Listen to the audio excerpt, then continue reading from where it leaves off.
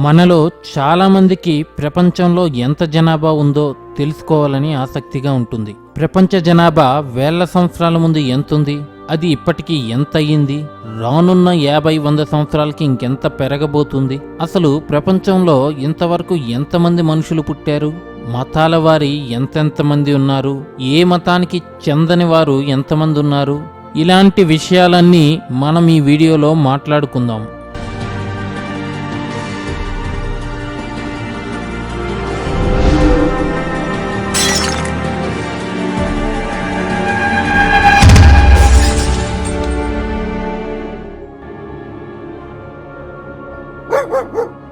మా టామీ ఏదో చెప్పాలనుకుంటుంది, కొంచెం వినేద్దాం. మా బాసు ఈ వీడియోని మస్తు కష్టపడి చేసిండు. మీకు నచ్చితే లైక్ కొట్టండి, షేర్ కూడా చేయండి, నచ్చకపోయినా సబ్స్క్రైబ్ చేయండి ప్లీజ్. Thank you Tommy.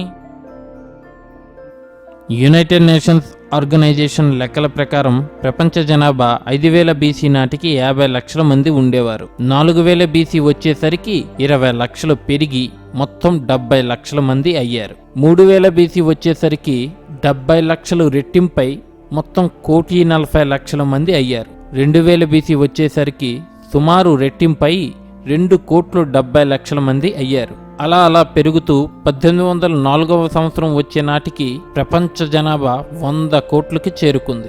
దాని తర్వాత మళ్ళీ 123 సంవత్సరాల తర్వాత అంటే 1927వ సంవత్సరం నాటికి ప్రపంచ జనాభా 200 కోట్ల మందికి చేరుకుంది. దాని తర్వాత కేవలం 33 సంవత్సరాలకే ఇంకో 100 కోట్ల మంది పెరిగారు. అంటే 1960వ సంవత్సరం వచ్చేసరికి ప్రపంచ జనాభా 300 కోట్లకి చేరుకుంది. అలా పెరుగుతూ మరో 12 సంవత్సరాల తర్వాత ప్రపంచ జనాభా 400 కోట్లకి చేరుకుంది.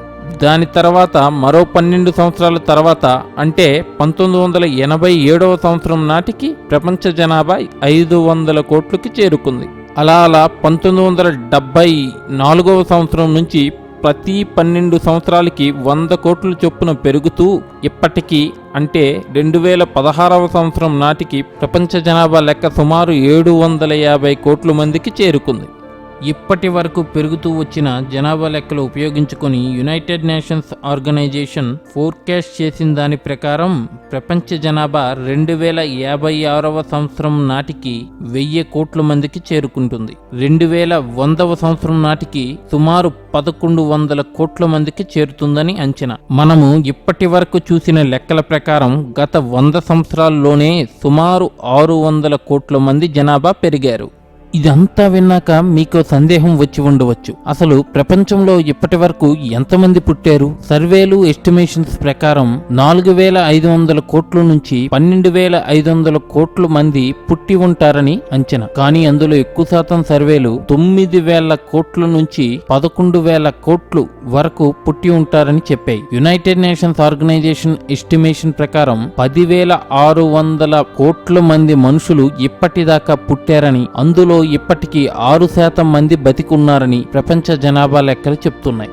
ప్రపంచ జనాభాలో మతాల వారి ఎంతెంత మంది ఉన్నారో మనం చూద్దాం.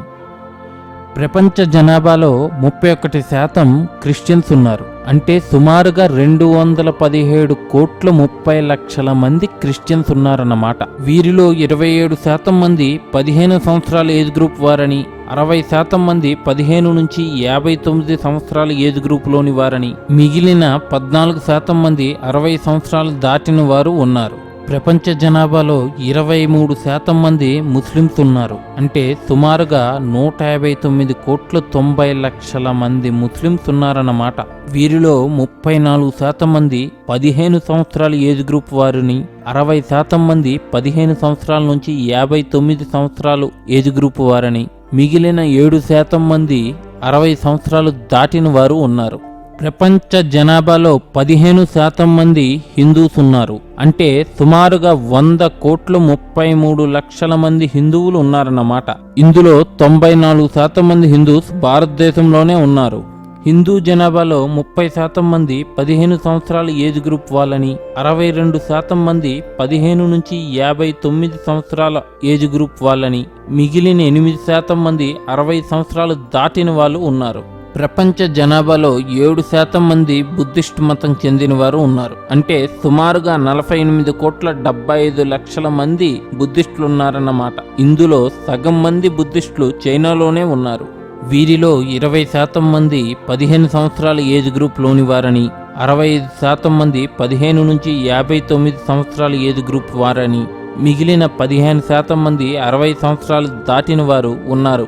ప్రపంచ జనాభాలో 6% మంది ఫోక్ మతం చెందిన వారు ఉన్నారు. అంటే సుమారుగా 40,05,00,000 మంది ఫోక్స్ ఉన్నారన్నమాట. ప్రపంచ జనాభాలో 0.2% మంది జ్యూస్ ఉన్నారు. అంటే సుమారుగా 1,38,50,000 మంది జ్యూస్ ఉన్నారన్నమాట. ఇందులో 41% మంది యునైటెడ్ స్టేట్స్లోనే ఉన్నారు. ఇంకో 41% మంది ఇజ్రాయెల్లో ఉన్నారు.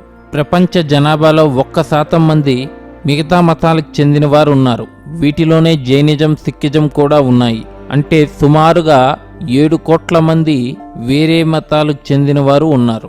ప్రపంచ జనాభాలో ఏ మతంకి చెందని వారు 16% మంది ఉన్నారు. అంటే సుమారుగా 112,60,00,000 మంది ఏ మతంకి సంబంధం లేని వారు ఉన్నారు.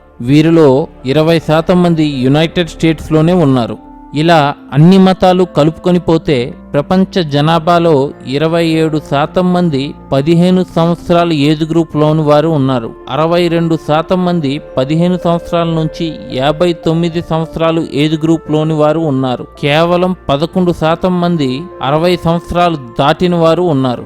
ప్యూ రీసెర్చ్ సెంటర్ స్టడీ ప్రకారం ప్రపంచంలో అన్ని పెద్ద మత జనాభాలు రానున్న 30 సంవత్సరాల్లో బాగా పెరుగుతాయని అంచనా వేస్తున్నారు.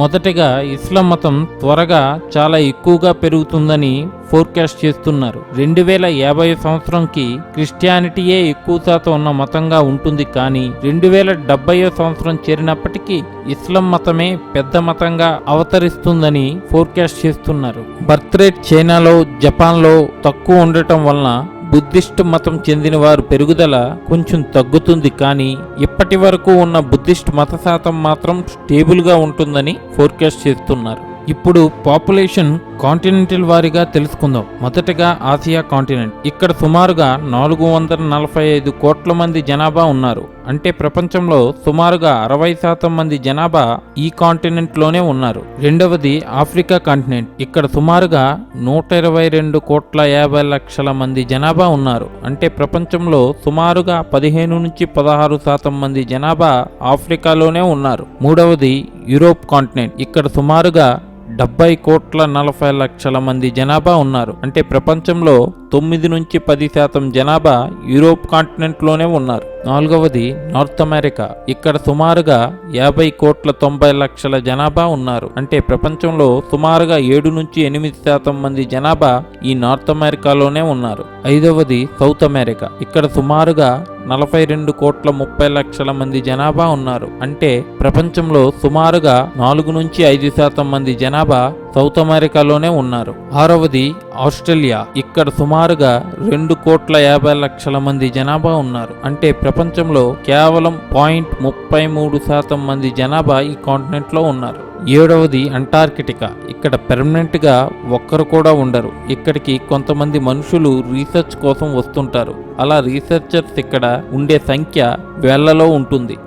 జూలై 11వ తేదీన వరల్డ్ పాపులేషన్ డేగా గుర్తించారు. ఎందుకంటే జూలై 11వ తేదీ 1987వ సంవత్సరంలో ప్రపంచ జనాభా 500 కోట్లకి చేరిందని. అందుకే 1989వ సంవత్సరం నుంచి ప్రతి సంవత్సరం జూలై 11వ తేదీన వరల్డ్ పాపులేషన్ సమస్యల గురించి చర్చించేందుకు ఒక వేదిక ఏర్పాటు చేసుకుని పాపులేషన్ సమస్యలు పరిష్కారం అయ్యే విధంగా చర్చించుకుంటారు. మీరు మాత్రం సబ్స్క్రైబ్ చేయడం మర్చిపోకండి రా భయ్. మరి ఇట్లాంటి ఎన్నో మనోరంజమైన ఆశ్చర్యమైన వీడియోస్ చూడడానికి సబ్స్క్రైబ్ అవ్వండి మా ఛానల్కి. Please subscribe to M facts.